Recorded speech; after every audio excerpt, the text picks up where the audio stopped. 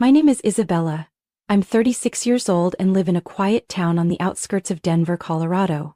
I work as an accounting assistant for a medical equipment supplier while also managing the household in our small home. No kids, no noise, just me and my husband, Tyler. Tyler is the same age as me.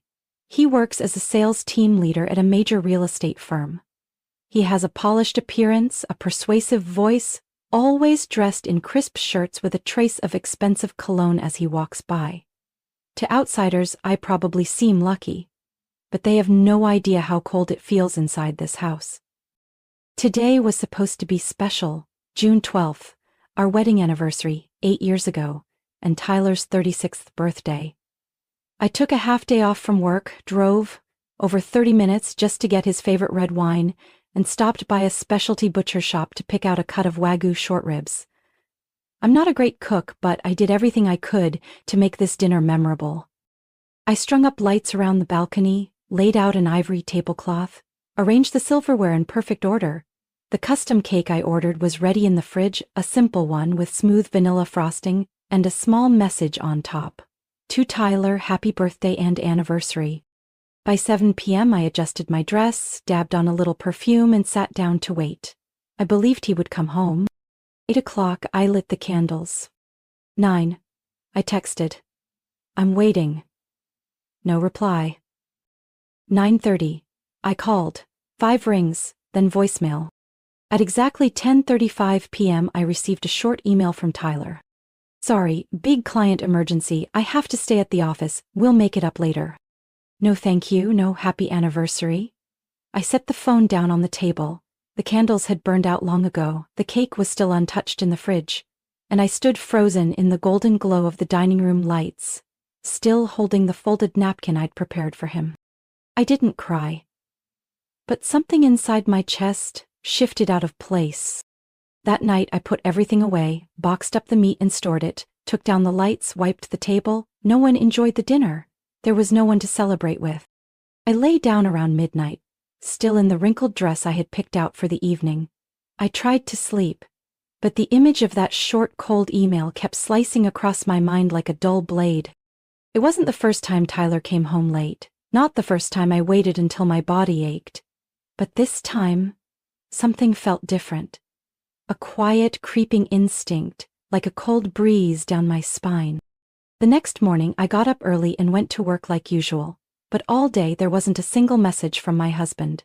I tried calling, just more ringing. It was as if I no longer existed in his world. By noon, growing uneasy, I called Tyler's office. The receptionist hesitated a moment, then said, "Oh, he resigned 3 days ago. He didn't leave any forwarding information." I stood frozen in the hallway of my own office.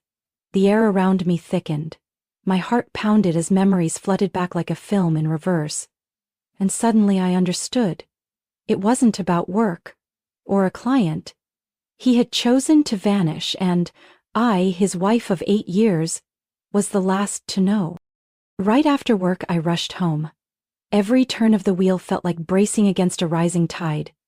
I unlocked the door to our 3rd-floor apartment, the place that once felt like a haven, now thick with suffocating silence. My eyes immediately fell on the shoe rack, a glaring empty space in the 2nd row. Tyler's favorite brown leather shoes were gone. I called out, "Tyler?" No response. I hurried to the bedroom, and my heart sank like a stone.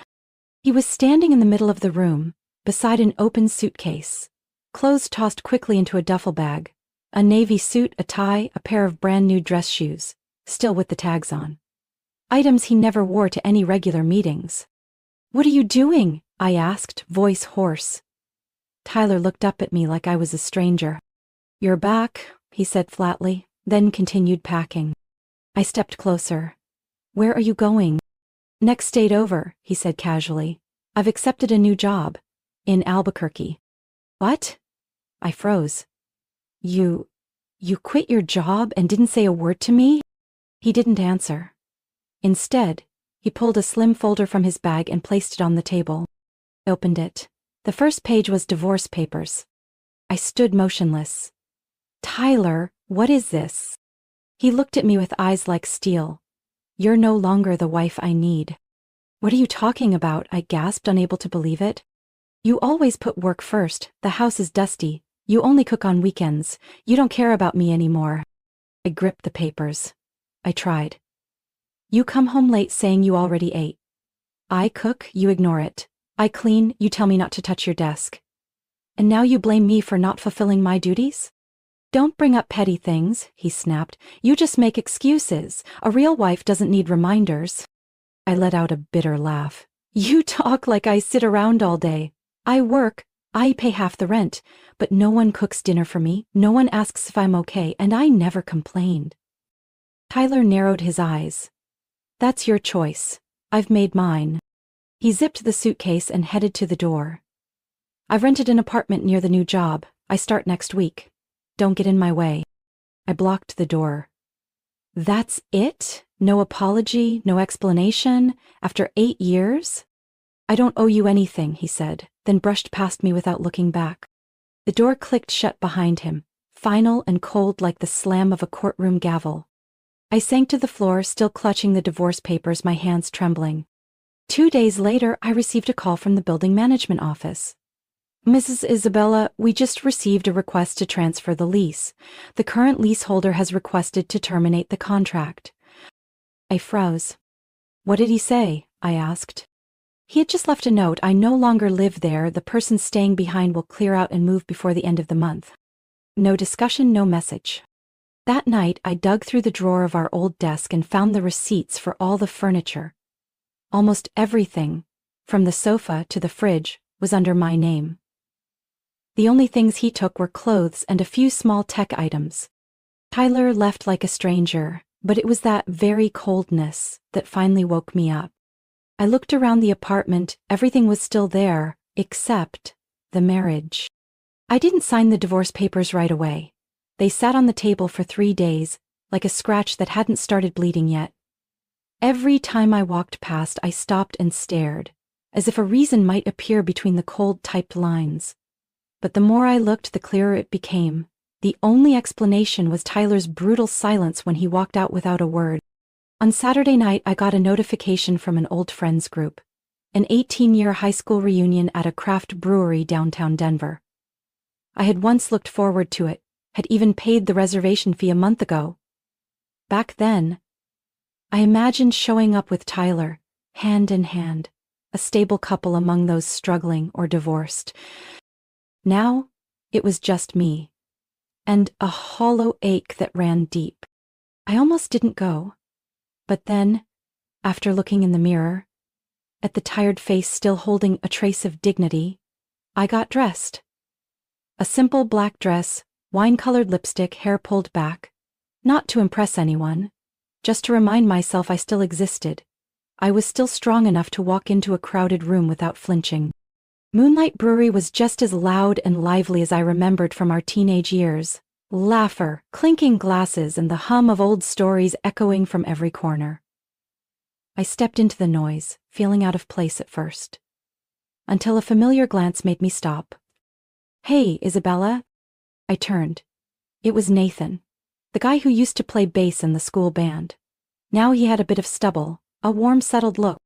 "I almost didn't recognize you," he smiled, handing me a beer. "Still the last one to show up, huh?" We sat at a small table tucked in the back. Nathan shared that he'd been divorced for 3 years, raising his 6-year-old daughter alone. No bitterness, no dramatics, just quiet truths shared like 2 adults halfway through life. When he asked about Tyler, I answered simply, "We're getting divorced." "No pity." Nathan gave a small nod, then changed the subject, and I was quietly grateful for that. That night, driving home through Colorado's early summer chill, I turned on the radio. An old song came on. "It's not right, but it's okay." The lyrics hit like a punch to the chest, pulling up a flood of memories. Cold dinners left untouched, unread messages and hugs that had faded into nothing. All those years I kept telling myself, Tyler's busy, I should be more understanding, I just need to try harder. But facing the bare truth, I realized I had lived like a shadow, always finding reasons to excuse someone else's neglect. Sunday morning, as I was making coffee, my phone rang. The screen lit up. "Tyler."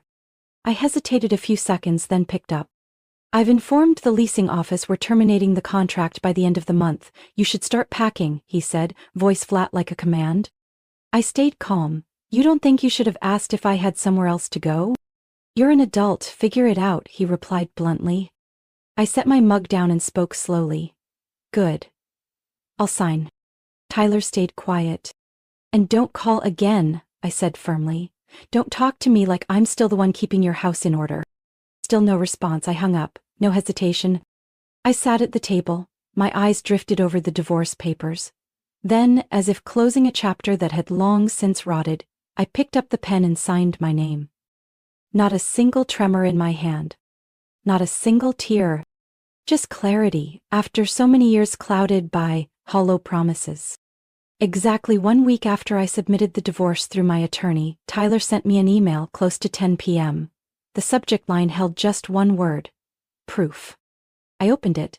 Before I could even read the first line, a photo jumped out at me. A marriage certificate. Groom, Tyler Robert James.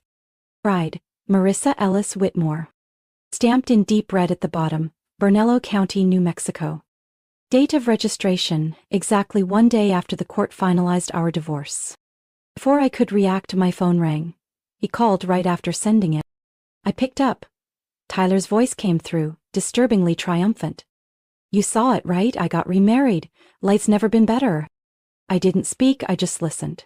And deep inside, something quiet began to shift. Her name's Marissa. 36, just like you, but she's mature, gentle, and... He paused. So beautiful you'd be jealous. I stayed silent. She's the only daughter of the family that owns the Whitmore real estate chain in Santa Fe. Her parents built us a small house near the Southern Hills. And the job? Her family helped me become the executive vice president at her company. So that's why you needed the divorce so quickly? I asked, trying to keep my voice steady. Not entirely, he replied. I just couldn't keep living with a woman who always put work first and neglected her role as a wife. I let out a quiet laugh. And your new wife? She doesn't work? She chose to take care of the home. And we're expecting a baby girl, Tyler said smugly. She's 3 months pregnant. Each sentence he said felt like a dull blade severing the final thread that had once tied me to that marriage. But instead of pain, all I felt was a hollow stillness. Marissa Whitmore. I repeated the name after hanging up. It wasn't unfamiliar. I opened Facebook and typed it in. Her profile came up almost instantly. The profile photo showed a stunning woman with soft blonde waves, sharp blue eyes, and a smile that could make anyone feel small. I scrolled down, and then, on the 10th photo, I froze. Marissa was the girl who went to high school with me for 3 years. Back then, her name was Marissa Ellis, not Whitmore. She was scrawny, had squinty eyes, a flat nose, and blotchy skin from makeup allergies. She used to sit in the back, barely spoke, and often got picked on by classmates. No way. I reopened the wedding photo Tyler had sent in the email. The bride in that picture looked like an entirely different person. Not a trace of the old Marissa Ellis remained. But I remembered those eyes. That slightly crooked tooth she used to get teased for, bunny teeth. The way she always looked down when walking through the hallway. How could I forget? I called Lana, my best friend from high school. Do you remember Marissa Ellis? I asked. There was a pause on the other end, then Lana laughed. Not only do I remember her, I still have a picture of her from senior year. Why are you suddenly bringing her up? I told her everything. About Tyler, about the new marriage, the gifted house, the magically acquired executive title. Lena wasn't surprised. She changed completely after moving to New York to study art. Went through multiple plastic surgeries. Chin, nose, eyes, jawline. People called her Marissa too. But her personality? Still the same. Quiet, calculating, and very strategic about who she latches onto. I said nothing. There was a rumor she got involved with a much older married architect in Brooklyn, Lana added. Then she moved back to New Mexico and opened an art gallery. Guess she's leveled up now. I had no more questions. That night, I sat in my living room staring at Tyler and Marissa's wedding photo. Everything in the frame sparkled. Flowers, white dress, perfectly aligned teeth, and her bright smile. But I knew behind all that was layers of makeup, carefully crafted image, and a well-disguised motive. And he chose that. 1 week after Tyler's bragging call, I got a message from an unknown number. It was short. "Isabella, are you free? I need to talk. It's serious." I knew exactly who it was. I didn't respond. 15 minutes later, he called. I picked up, not because I cared, but because something told me it would be worth hearing. "Marissa gave birth," Tyler said immediately. "A baby girl." I heard him swallow hard, then silence. I waited. "She doesn't look like me. Or Marissa, actually. She doesn't look like either of us." I tightened my grip on the phone, lips pressed together to stop myself from laughing. "Maybe she takes after someone on your side of the family," I offered, light as air. "No, I thought that too, but Isabella, do you remember when you laughed hysterically after I told you about Marissa? You knew something, didn't you?" Tyler's voice suddenly rose, nervous and panicked. I leaned back in my chair, a slight smirk on my lips. "I just found it interesting," I replied, holding back the sharpness in my tone. "Stop joking. I did a DNA test. The baby is mine, but I still don't get it. Why doesn't she look like either of us?" "I haven't told anyone, but you laughed like you knew something. Please, tell me." I gave a quiet chuckle. My voice was calm. "Do you remember your high school graduation album?" Silence. I continued. "I found it while packing up the old apartment. It was buried at the bottom of your desk drawer, covered in dust." "You were digging through my stuff?" Tyler sounded slightly irritated. "No, I was cleaning, as you requested," I emphasized. "And when I opened that album, I was stunned. A curly-haired boy with squinty eyes, crooked teeth, and acne-covered skin. It took me a few minutes to realize it was you." Tyler exhaled slowly. "I always wondered why in 8 years you never introduced me to your college friends, why you insisted on a small wedding with no friends, why there wasn't a single teenage photo in our home. Now I understand." "I changed, out of insecurity," he said quietly. "No," I replied, "you changed because you wanted to live a new life, but you forgot one simple truth: genetics can't be altered." Silence stretched out between us. "You think I'm ashamed of who I was?" "No," I said. "I feel sorry for an innocent child who's going to grow up with 2 parents who couldn't be honest. You hid your past. So did Marissa. And now you're surprised your daughter doesn't resemble the edited versions you both constructed? You think she's gonna look like that old version of me?" Tyler's voice wavered. "No one knows, but she will carry what's real in you. Your blood, your DNA, everything you've tried to erase." I could hear him inhale deeply. "What about Marissa?" I asked, cutting in one last time. "She cried, said she was exhausted from labor. But you know what's worse? What? She won't hold the baby. Every time she looks at the child's face, she turns away. Yesterday, her mom had to step in and hold the baby because she refused. I don't know what to do." I stayed quiet. A bitter heaviness rose in my chest, not for Tyler, but for a child already rejected by the very people who brought her into this world. I lowered my voice. "You once said I failed as a wife because I wasn't willing to sacrifice. But the one rejecting his role as a father is you." Tyler sighed, maybe about to speak again, but I stopped him. "You don't need advice from me. I just hope you don't project your shame onto that baby. She didn't do anything wrong." I ended the call before he could reply. Then I blocked his number. There was nothing more I needed to hear. Nearly a year after my final conversation with Tyler, I barely remembered his presence in my life.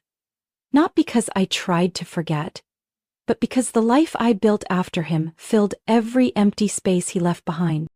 I moved into a small apartment in Boulder, just a 10-minute walk from the office. The balcony overlooked green hills, with just enough sun to grow a few pots of herbs. Mornings no longer felt like something to dread. I'd wake early, make coffee, and breathe. I kept my current job but reduced my hours. I chose a life of balance instead of burnout, chasing things that were never meant for me. I enrolled in a weekend art class and reconnected with old friends, one of whom was Nathan, the guy I had met at the reunion. We didn't tie each other down with promises or expectations. just quiet afternoons and simple companionship between two people who valued peace. I no longer checked on Tyler. But life has a strange way of updating you about people who once stepped out of it. One early autumn afternoon, I ran into Lana at a used bookstore. After a few casual greetings, she leaned in and whispered, "You haven't heard anything about Tyler, have you?" I shook my head slightly. "Marissa is looking for a divorce attorney." I raised an eyebrow, unsurprised. "Word is Tyler cheated again," Lana continued, "with a new hire at his wife's company. Marissa found out 3 months ago but kept quiet, for the child's sake." "The child?" I asked. "Their daughter. She's almost 3 now. But it gets worse." Lana showed me a screenshot from a friend in a preschool parent group. "There's a new girl in class. Her mom had full plastic surgery. Somehow the kids found out and started teasing her, saying, 'Your mom used to be ugly.' The poor thing cried all week." I stared at the message, heart sinking. Even though I no longer cared about Tyler or Marissa, thinking of a child being bullied for choices that weren't hers broke something in me. Sadness. Anger. Both. "Marissa regrets having the baby," Lana added. "She thought the child would inherit her post-surgery beauty, but now, it's obvious the girl carries the original genes." I said nothing, because honestly, there was nothing left to say. Tyler and Marissa once chose a version of life wrapped in glitter, built on illusions of beauty, status, and control. But in the end, what couldn't be hidden, the past, the truth, and the way they treated others was what showed up the clearest when they had a child. I returned to my afternoon, picked up a small croissant from the bakery, and strolled home through the park, where golden light streamed through patches of grass. My life now has no drama, no major twists, but it has rhythm, autonomy, and a fullness I once thought I'd never touch. Sometimes I still reflect on what I've been through. 8 years of marriage, a sudden divorce, a shameless betrayal, and the unmasking behind all that flawless makeup. But I no longer feel bitterness. I feel gratitude. Because that collapse gave me the chance to be reborn. Not into someone new, but into myself. No compromises, no avoidance, no pretending to be okay. If anyone ever asked me whether I've forgiven Tyler, I'll probably smile and say, "I don't need to forgive anyone, I just need to live true to myself." And for the first time in years, I can say that without hesitation. Isabella's story is a reminder that appearances may fool the world, but time always reveals the truth. When she was betrayed and discarded for not being perfect, she didn't seek revenge or beg for closure. She walked away quietly and rebuilt her life from the inside out. In the end, those who lived a lie had to face the consequences they created, while Isabella found freedom, peace, and her true self, something no amount of cosmetic surgery could ever buy. What do you think of Isabella's choices and the downfall of those who lived a lie? Share your thoughts in the comments. Don't forget to follow the channel for more powerful and surprising stories about family and life.